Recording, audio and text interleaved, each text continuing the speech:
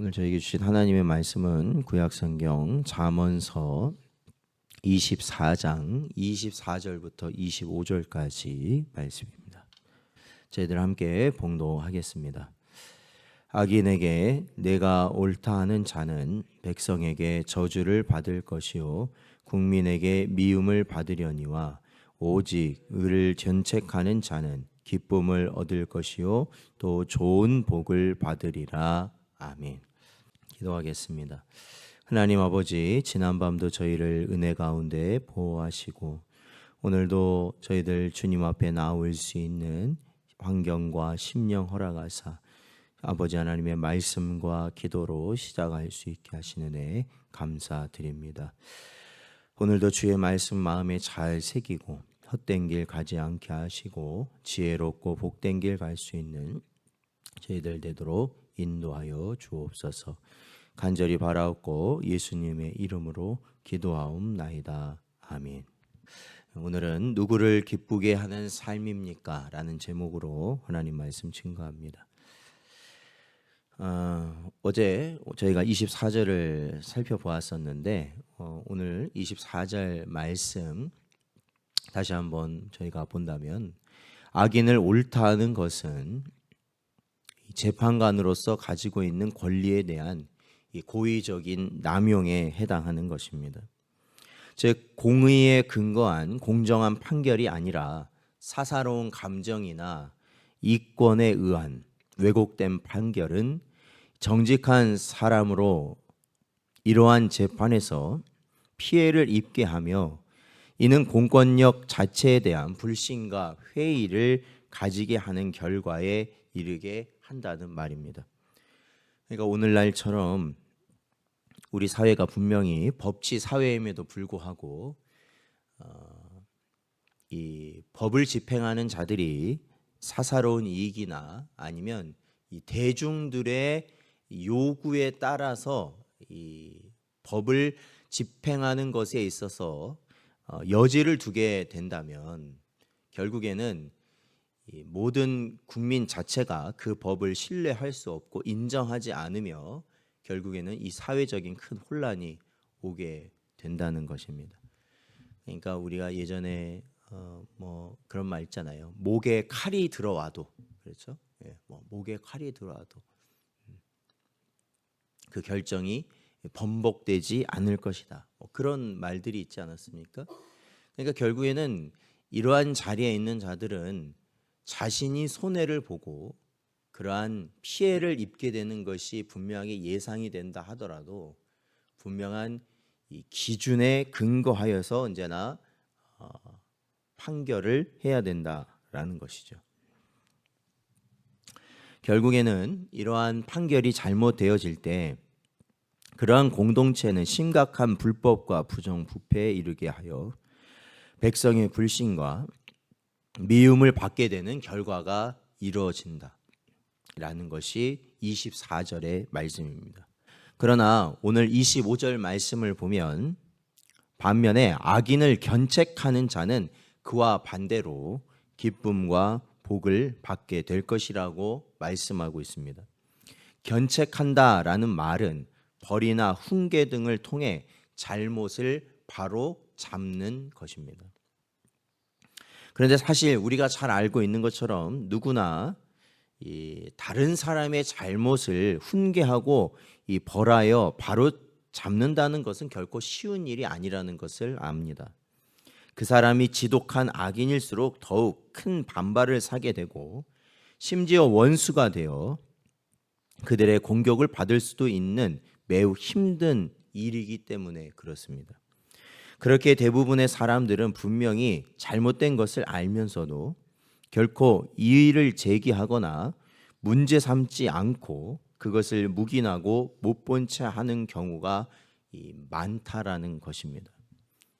그래서 흔히 길거리에서 여러 사람들에게 폭행당하는 시민을 보아도 그를 돕지 못하고 범죄 현장을 목격하고서도 제지하지 못할 뿐 아니라 피해자를 위한 증언도 하지 않으려는 것이 오늘날 우리의 현실입니다. 그러나 하나님의 말씀에서 이것이 얼마나 큰 죄이며 잘못된 것인지를 우리에게 말씀하고 있는 것입니다.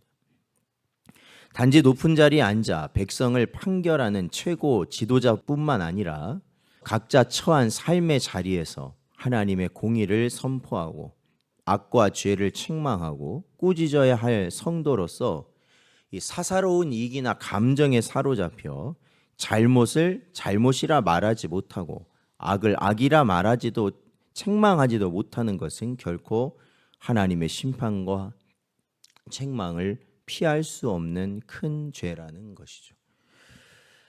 심지어는 교회도 마찬가지입니다. 보면은 자신들의 이익을 얻기 위해서는 큰 소리를 냅니다.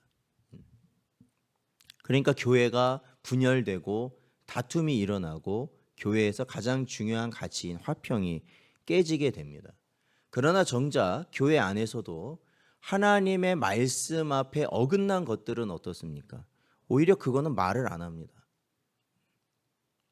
그거는 잘못됐다고 말을 안 해요. 괜히 그 말을 했다가 저 사람하고 관계가 틀어질 수도 있고 뭐 그러한 것은 그냥 덮고 지나갑니다. 그러니까 이게 잘못된 거죠, 사실은. 오히려 내게 이익이 되는 일들에 있어서는 내가 함구해야 되는 것이죠. 오히려 다른 사람의 이익을 위해 우리가 살아가는 거니까요. 그러나 하나님 말씀 앞에서 잘못된 일을 하거나 교회가 바로 세워지지 못하고 있다면 그거에 대해서는 저희들이 분명하게 이야기해야 된다는 것입니다. 그건 분명히 이야기해야 돼요. 하나님 말씀 앞에 바로 서지 못하는 부분에 있어서는요. 그래야 우리가 하나님의 말씀대로 바로 세워지게 된다라는 것입니다. 갈라디아서 1장 10절 말씀을 보면 이제 내가 사람들에게 좋게 하랴 하나님께 좋게 하랴 사람들에게 기쁨을 구하랴 내가 지금까지 사람들의 기쁨을 구하였다면 그리스도의 종이 아니니라 이렇게 사도 바울은 고백하고 있습니다. 사랑하는 성도 여러분, 이 과거에도 보면은 교회들이요 이 잘못된 결정을 하고 잘못된 행동을 했던 때가 많거든요. 뭐 독일 같은 나라도 과거에 히틀러라는 독재자가 있지 않았습니까? 이 세계 대전을 2번이나 일으킨 그 독재자가 있을 때 그 당시의 독일 교회가 어땠냐? 바로 그 히틀러의 편을 들었다라는 것이죠. 우리나라도 마찬가지입니다.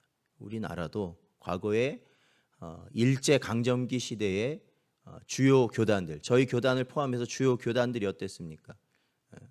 교회를 유지해야 된다는 명목하에 신사참배를 수용하였고 또한 공산당 정권이 이 공산당이 이 나라에 영향을 끼칠 때는 그들과 함께 하였던 교회들도 있었다라는 것입니다. 그것이 우리의 모습입니다. 그러므로 사랑하는 성도 여러분, 앞으로 이 상황은 언제든지 교회를 굴복시키려는 그러한 시도들과 옳지 않은 것들을 교회에 요구하게 되는 상황이 분명하게 올 터인데 우리는 우리의 신앙의 교훈으로 우리의 삶의 지표를 삼고 어떠한 순간에도 신앙적 양심을 버리지 말고 하나님의 공의와 정의에 입각한 삶을 살며 또한 이에 어긋난 삶을 살아가는 사람이나 공동체나 국가와 권력의 모습이 있다면 그들이 우리의 유익이 되거나 반대로 우리에게 큰 위협이 된다 할지라도 굴복해서는 안 된다는 것입니다. 우리는 하나님의 공의 그리고 하나님의 정의를 지키는 자리를 우리는 포기하지 말아야 한다라는 것이죠. 그렇다면 그 자리가 무엇이겠는가? 바로 예배의 자리이고 기도의 자리이고 말씀의 자리입니다. 그것이 바로 우리가 이 마지막 시대에 하나님을 대적하고 그 말씀을 업신 여기는 자들에게 우리가 보일 수 있는 하나님의 백성으로서의 최선의 모습이라는 것입니다. 그것이 공의의 하나님을 섬기는 성도가 걸어가야 할 길이며 참 성도의 올바른 자세일 것입니다.